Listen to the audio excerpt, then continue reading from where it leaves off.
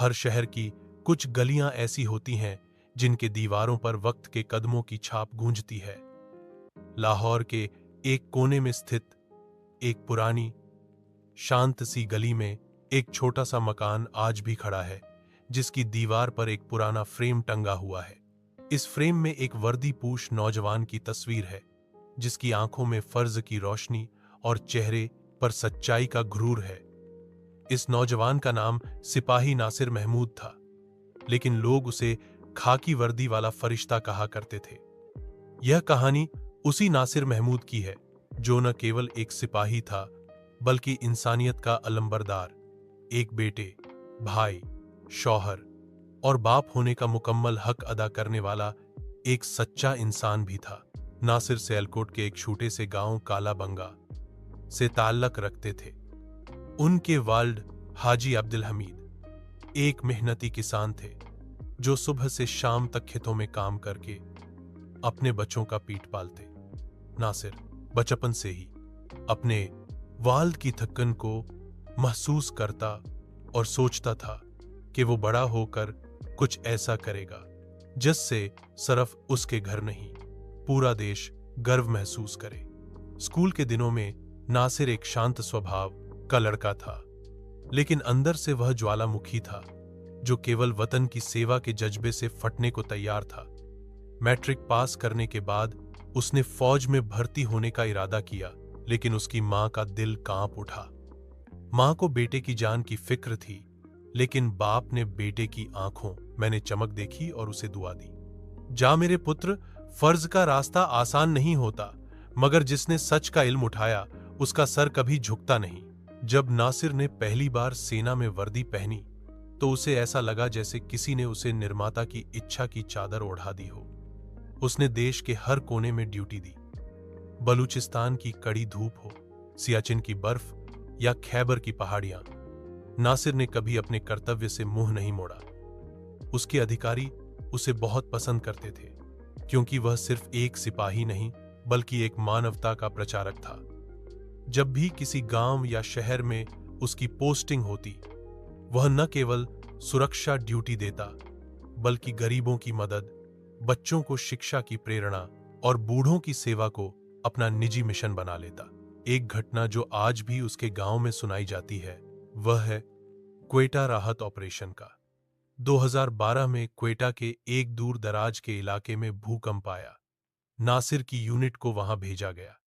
नासिर ने बिना आराम किए दिन रात मलबे से जिंदा लोगों को निकालने का काम किया। एक रात जब सब सिपाही थक कर सोने चले गए, नासिर ने एक बच्चे के रोने की आवाज सुनी। उसने टॉर्च लेकर आवाज के पीछे जाना शुरू किया। एक टूटे हुए मकान के नीचे से एक 7 साल की बच्ची जिंदा निकली, जिसका पूरा परिवार दफन हो चुका था।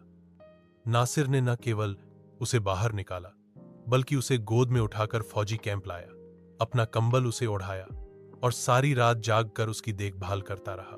अगले दिन उस बच्ची ने सिर्फ एक शब्द कहा, बाबा, और नासिर की आंखों से आंसू बह गए। वह बच्ची बाद में एक सैन्य स्कूल में दाखिल की गई और आज वह डॉक्टर है और अपना नाम नासिरा लिखती है। उसने नासिर को अपना बाप माना। वक्त गुजरता गया। नासिर ने कई ऑपरेशनों में हिस्सा लिया, लेकिन उसका दिल कभी सख्त नहीं हुआ। वह दुश्मन से लड़ता था, मगर नफरत नहीं करता था। वह समझता था कि जंग भी एक मजबूरी होती है, लेकिन इंसानियत का दामन कभी नहीं छूटना चाहिए। एक बार उत्तरी वजीरिस्तान में एक ऑपरेशन के दौरान उसके सामने एक आत्मघाती बमबार आया। नासिर ने अपने साथियों को बचाने के लिए आगे बढ़कर उसे दबोच लिया और खुद गंभीर रूप से घायल हो गया। जब उसे अस्पताल लाया गया तो उसके शरीर से खून बह रहा था, लेकिन होंठों पर मुस्कुराहट थी। उसने कहा, मैं बच गया तो फिर ड्यूटी पर जाऊंगा, न बचा तो वर्दी में दफन किया जाना, यही मेरी आखिरी इच्छा है। नासिर बच गया, लेकिन उसे 6 महीने अस्पताल में गुजारने पड़े। उसी दौरान उसे उच्च सम्मान तमगा ए शुजात से नवाजा गया, मगर वह सम्मान से ज्यादा उस वक्त खुश हुआ जब उसकी यूनिट के सिपाही उसे मिलने आए और कहा, साहब, आप न होते तो हम सब आज न होते। सिपाही नासिर ने बाद में शादी की, एक बेटा और एक बेटी हुई। उसने अपनी जिंदगी सादगी से गुजारी, उसे कभी शोहरत की परवाह न रही। रिटायरमेंट के बाद वह अपने गांव वापस आया और एक छोटा सा स्कूल खोला जहां वह खुद बच्चों को पढ़ाता था। उसने स्कूल का नाम रखा फ्रंट लाइन स्कूल, क्योंकि वह चाहता था कि कल का हर बच्चा ज्ञान की लड़ाई का सिपाही बने। वह अक्सर बच्चों से कहता, बेटे, वर्दी सिर्फ गोली चलाने के लिए नहीं होती, यह इज्जत, इंसानियत और फर्ज की अलामत होती है। नासिर की जिंदगी का आखिरी अध्याय 2022 में लिखा गया, जब वह दिल का दौरा पड़ने से फौत हो गए। उनकी नमाज़ जनाजा में पूरा गांव, आस पास के देहात, यहां तक कि शहर से लोग आए। उनका जनाजा फौजी सम्मान के साथ उठाया गया और उन्हें मुकम्मल वर्दी के साथ दफन किया गया। उनके बेटे हारिस ने फौज में भर्ती होकर अपने बाप के नक्श ए कदम पर चलने का वादा किया और आज वह भी फ्रंट लाइन का सिपाही है।